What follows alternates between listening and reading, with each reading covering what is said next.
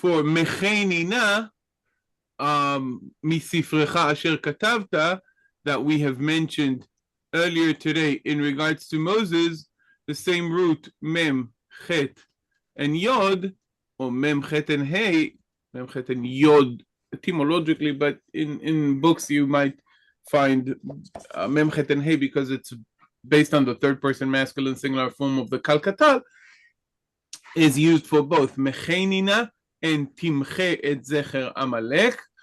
So we have two blotting out mentioning. Okay. By the way, this is literally, basically, concretely, the wiping, like a wiping of a vessel, of a plate, is the same verb in Hebrew.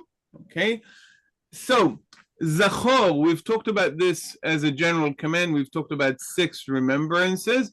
Zakor et, remember, et, what do we have to remember? Asher asa lecha Amalek baderech betzetechem mitzrayim. So we have who, where, when, okay, of this event. And then we have a further detailing. Note how common are the relative clauses in Hebrew. Asher, asher, asher, okay, very common. You know it from your experience of reading the Hebrew Bible.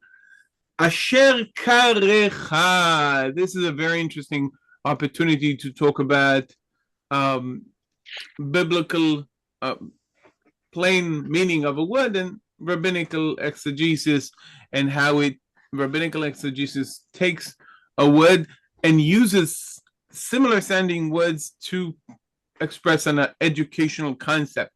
So asher karecha literally has to do with the root kof resh yod or kof resh hey, that has to do with encounter, meeting,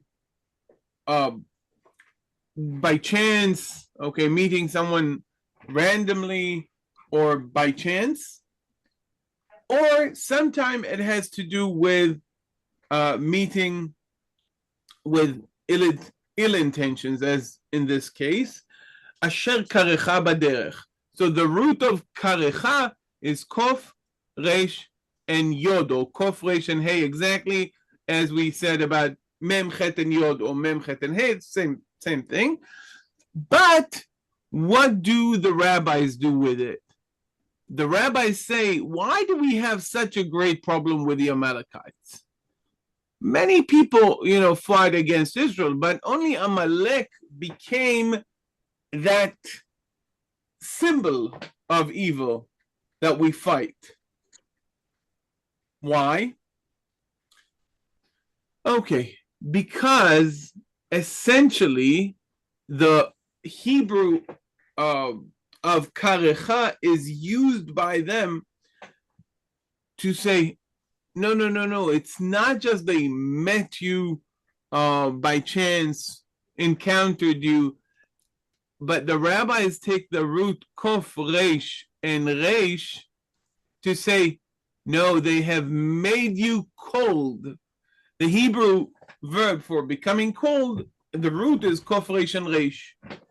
And they tell a story. When the people of Israel came from Egypt after defeating the Egyptians, they were like a scalding bathtub, which nobody even dared putting their toe in just to check the water, meaning nobody wanted to mess with the people of Israel.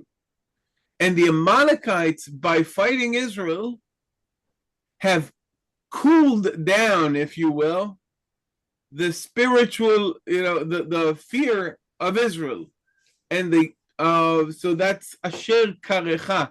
The rabbis are taking a very close root, even if not the etymologically correct root, and explicate. They broaden the spectrum of the story by using an adjacent or close but not the same root. Very common in rabbinical exegesis. Okay, so that's asher karecha baderech. Another interesting verb here is a denominative verb here, Wayyizannev.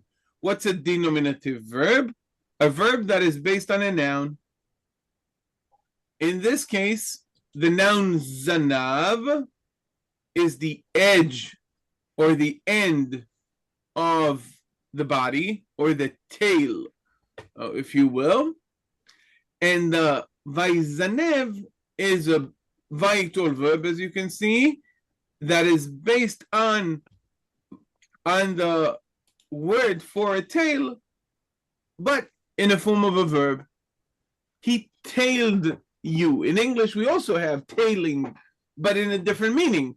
Same noun, tail or end, is used in English to describe to follow someone, like the tail is following the body of the animal. And in Hebrew, it means to attack those who were at the end. Those who didn't have power to walk with everybody, they were kind of in the back, so they attacked them, attacking the weak. So Wayyizannev is a denominative verb. We've compared it to the English tailing, which is also a denominative verb that is based on a noun, but have a slightly different sense. Both of them are related to the noun tail, but they do something different with the same verb. Okay? And let's see the next one. Yes. So that kof resh and resh, what is the meaning? You said to cool down, to cool something, to take something very hot and to make it cooler. Okay, not as hot. Okay. To change the state.